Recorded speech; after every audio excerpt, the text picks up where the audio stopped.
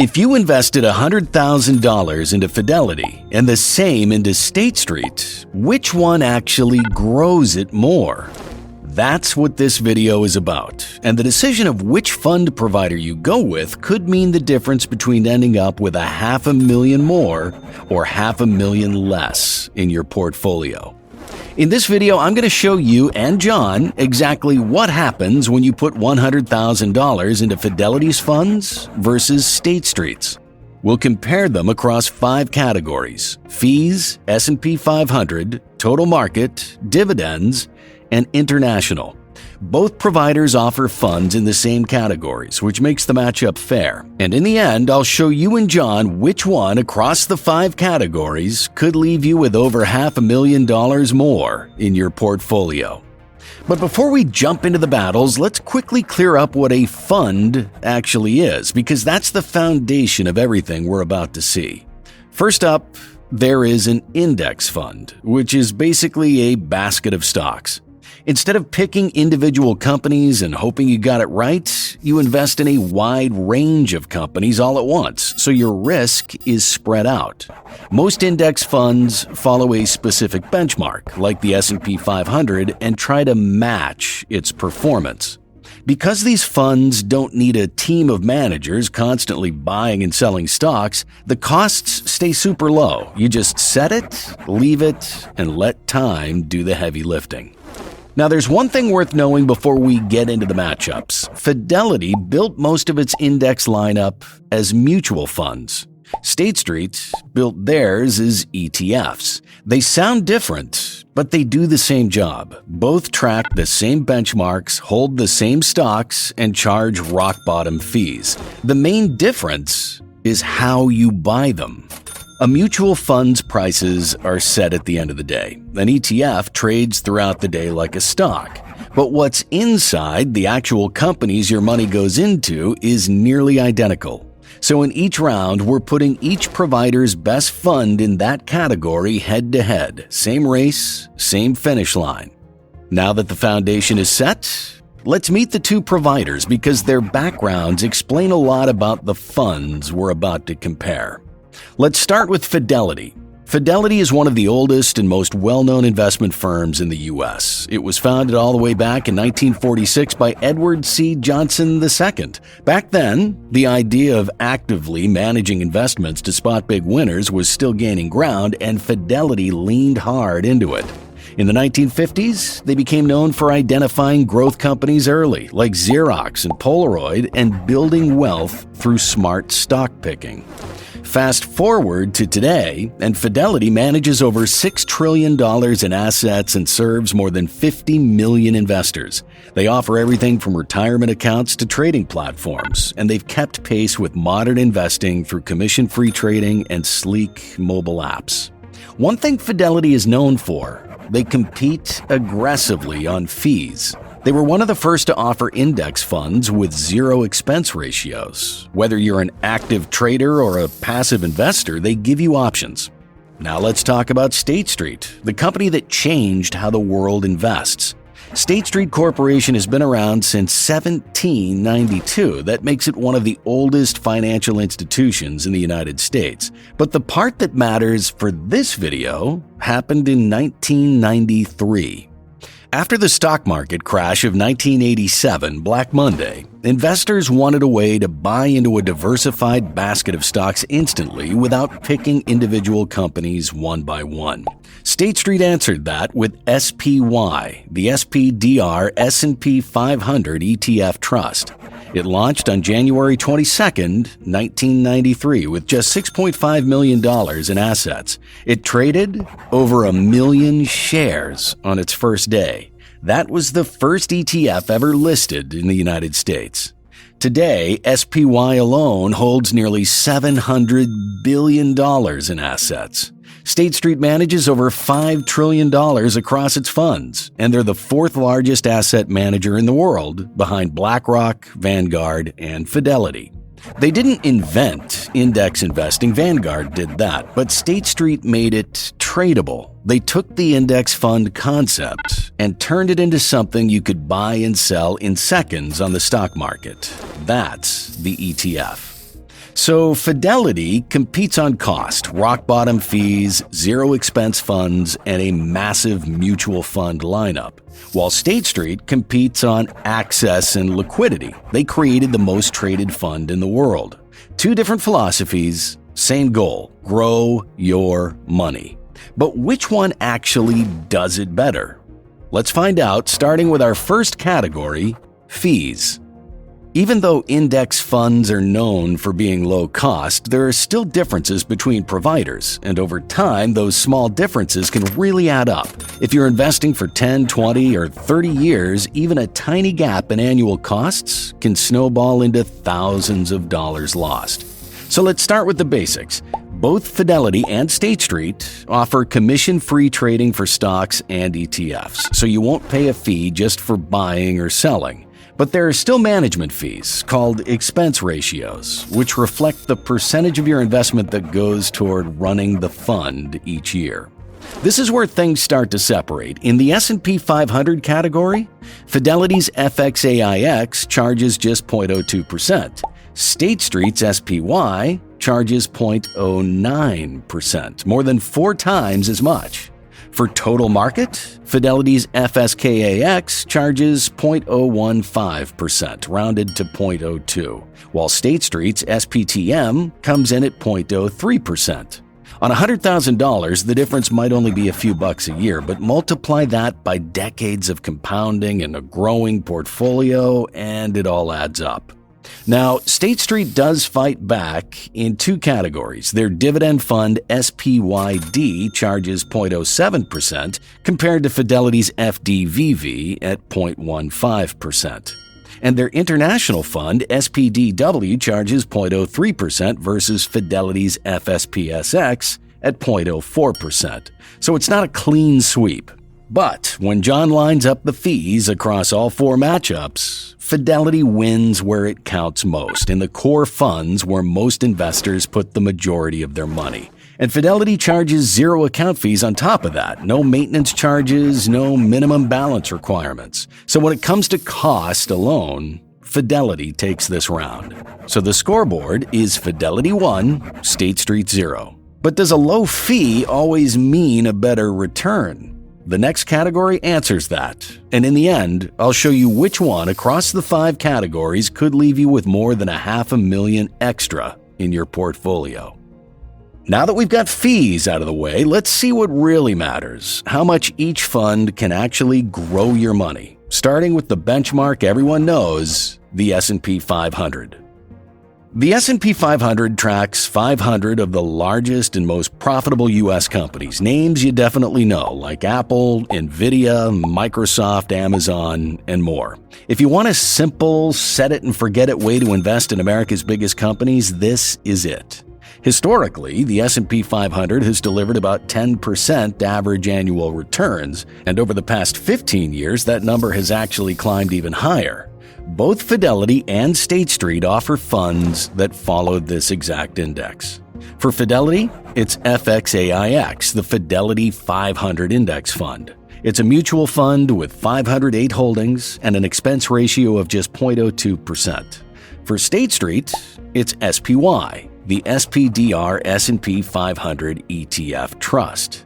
This is the fund that started it all, the first ETF ever listed in the United States. It holds 505 stocks, costs 0.09% a year, and today it manages nearly $700 billion in assets.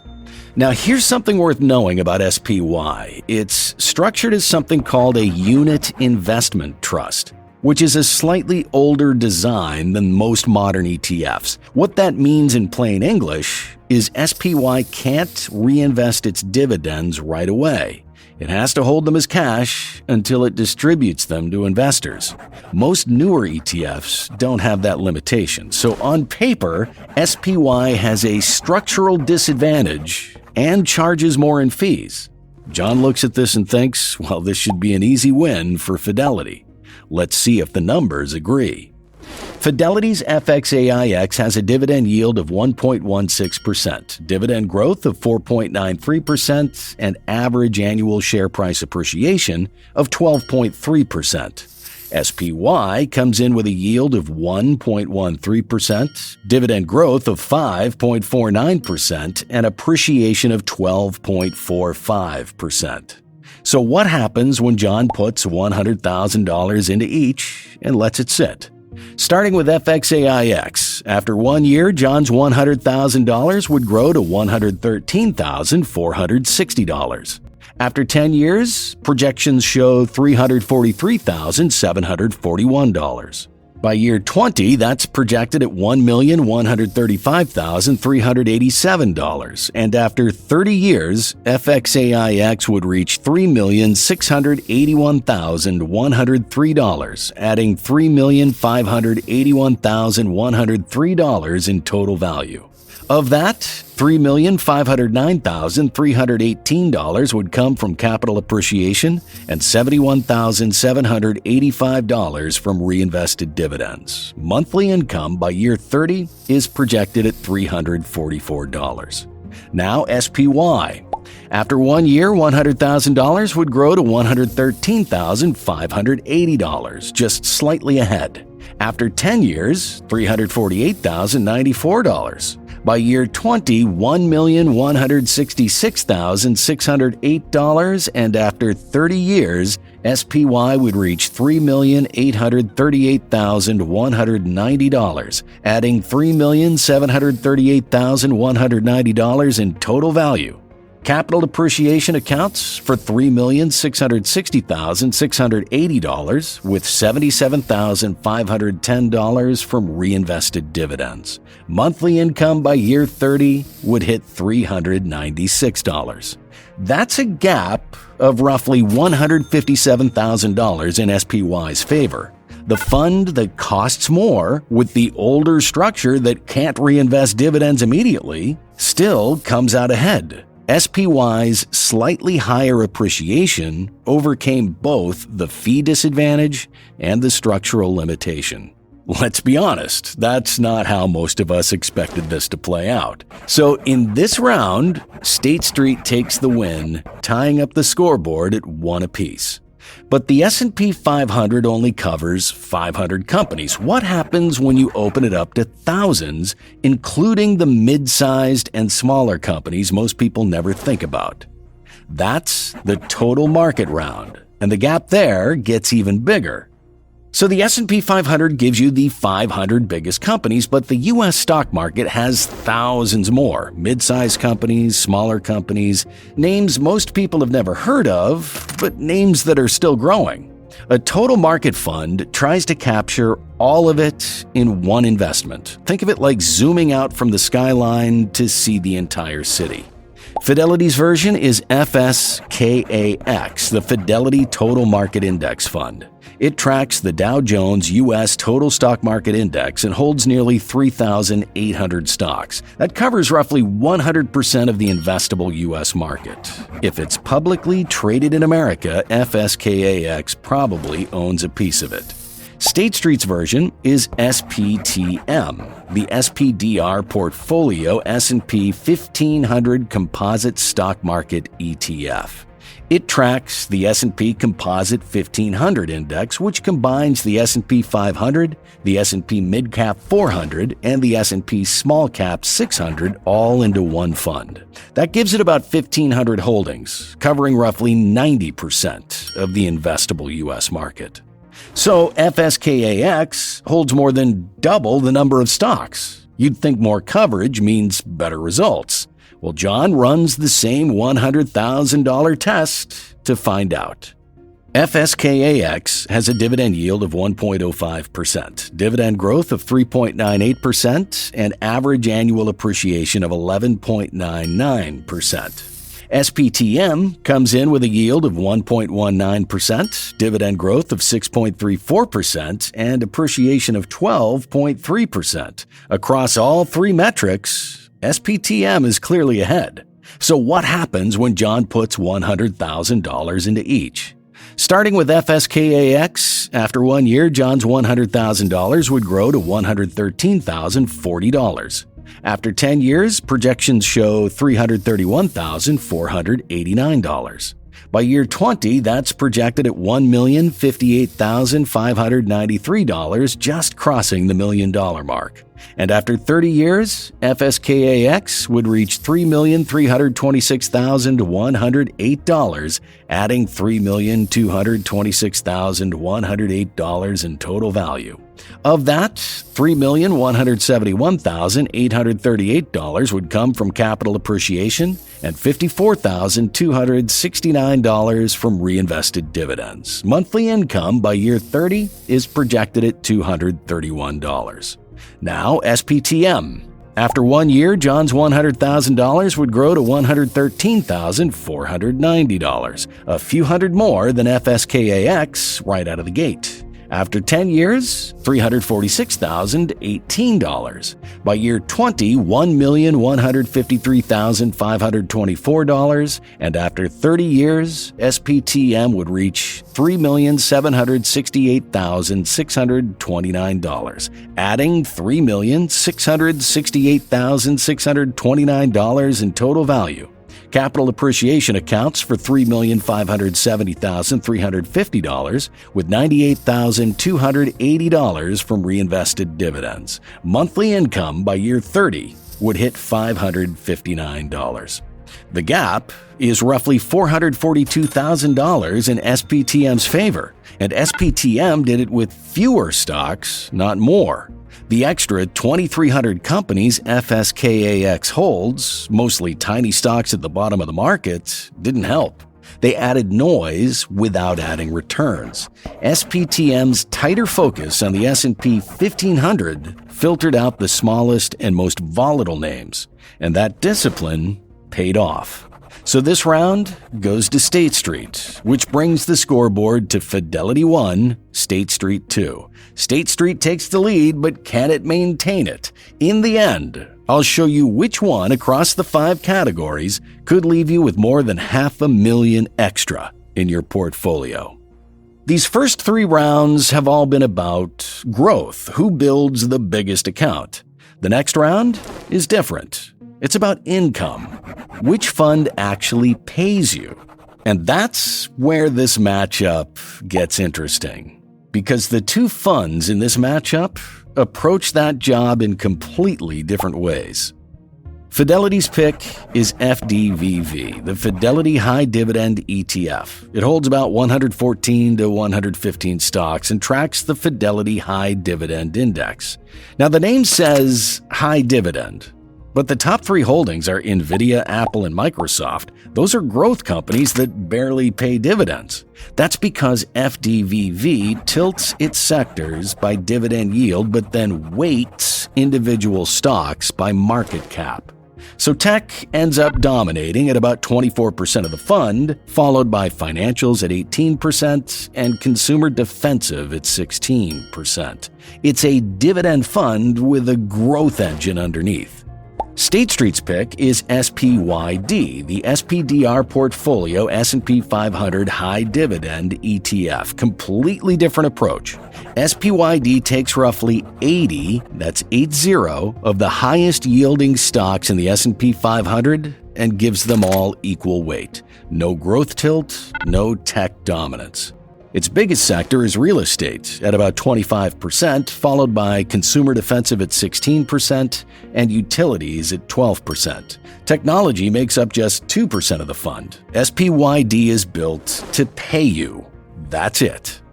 Now, for dividend growth on both of these funds, we're using the 3-year average. FDVV's 5-year rate is 10.85%, but the 3-year rate of 4.6% is closer to the overall trend. Same story with SPYD. Its 5-year rate is just 1.21%, and its 10-year is 12.57%. But the 3-year rate of 4.99% sits right in the middle where the consistent average actually lives. FDVV has a dividend yield of 3.03%, 4.6% dividend growth, and an average annual appreciation of 8.52%. SPYD comes in with a yield of 4.43%, dividend growth of 4.99%, and appreciation of just 3.54%. SPYD yields more and grows its dividend slightly faster, but FDVV's share price grows more than twice as fast. With those numbers on the table, John puts $100,000 into each to see how the math actually plays out. FDVV first. After year one, John's $100,000 would grow to $111,550. 10 years in, projections show $285,669. By year 20, $756,441. And at the 30-year mark, FDVV would reach $1,903,063, adding $1,803,063 in total value. $1,552,631 of that would come from capital appreciation, with $250,432 from reinvested dividends. Projected monthly income by year 30, $1,376. Now here's where SPYD gets interesting. Year one, $100,000 would only grow to $107,970, noticeably slower out of the gate. By year 10, $221,358. Year 20, $524,167. And after 30 years, SPYD would sit at $1,340,950, adding $1,240,950 in total value. But look at where that value comes from. Capital appreciation would only account for $461,533. Meanwhile, reinvested dividends would make up $779,417. That's more than half the total gains coming from dividends alone. And monthly income by year 30 would hit $6,816 every single month. Let that sit for a second. FDVV has the bigger account, $1.9 million versus $1.3 million. That's a $562,000 gap.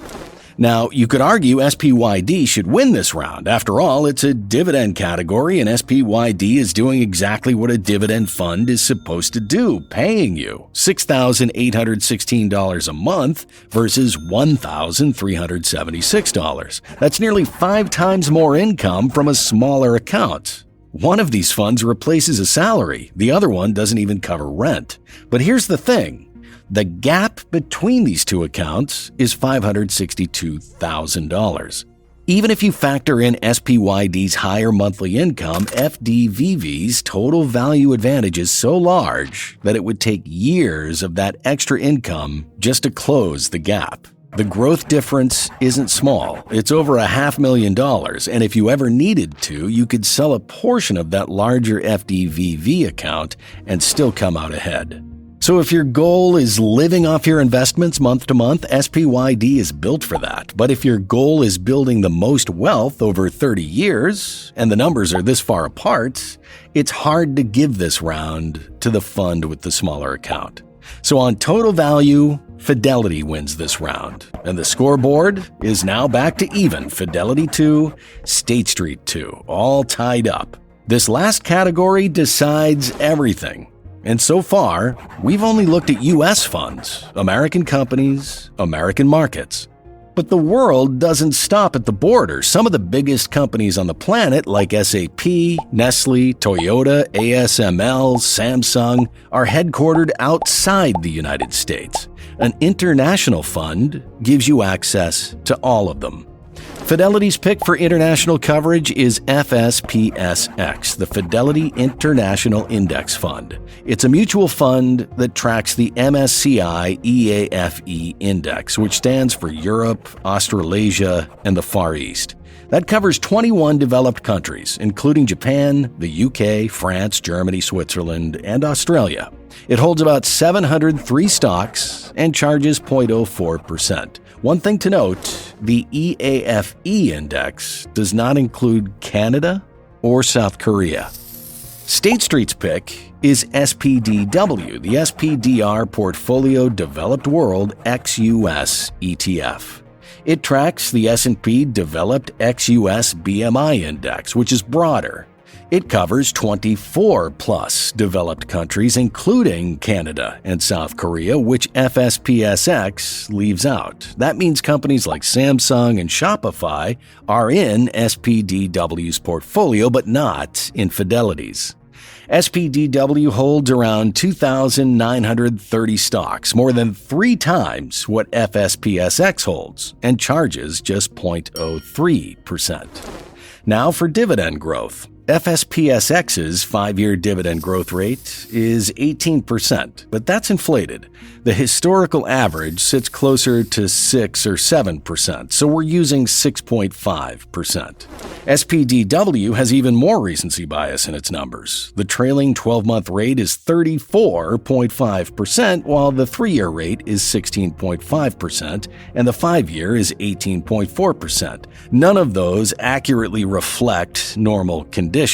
The 10-year rate of 7.96% is where the consistent baseline lives, so that's what we're using here. The FSPSX dividend chart shows a dividend yield of 6.26%, but this is recency bias as well, because if you look at the average dividend yield chart, you can see it's hovering around 3.13%, so we'll use that. Also, we'll use the 6.5% dividend growth and an average annual appreciation of 5.87%. SPDW comes in with a 3.25% yield, 7.96% dividend growth, and 6.2% appreciation. So as you can see, SPDW leads across every metric. And here we go with the deciding round. John puts his final $100,000 into each. FSPSX first. After year 1, John's $100,000 would be worth $109,000. By year 10, projections show $238,703. 20 years in, $580,789. And at the 30-year mark, FSPSX would reach $1,442,116, adding $1,342,116 in total value. Of that, $835,086 would come from capital appreciation and $507,031 from reinvested dividends. Projected monthly income by year 30, $4,117. SPDW pulls ahead from day 1. Year 1, $100,000 would grow to $109,450. By year 10, $252,841. Year 20, $679,466, already nearly $100,000 ahead of FSPSX at the same point. And after 30 years, SPDW would land at $1,962,452, adding $1,862,452 in total value. Capital appreciation would account for $1,056,317, with $806,135 from reinvested dividends. Monthly income by year 30, $7,900. The gap is over $520,000 in SPDW's favor, and it's not just the total value. SPDW pays nearly double the monthly income, too. The broader index, the wider country coverage, the 2,390 stocks versus 703, all of it added up. More countries meant more opportunity. More holdings meant more diversification. And on top of all that, a lower expense ratio. SPDW clearly takes the final round, which bumps the scoreboard to Fidelity 2, State Street 3.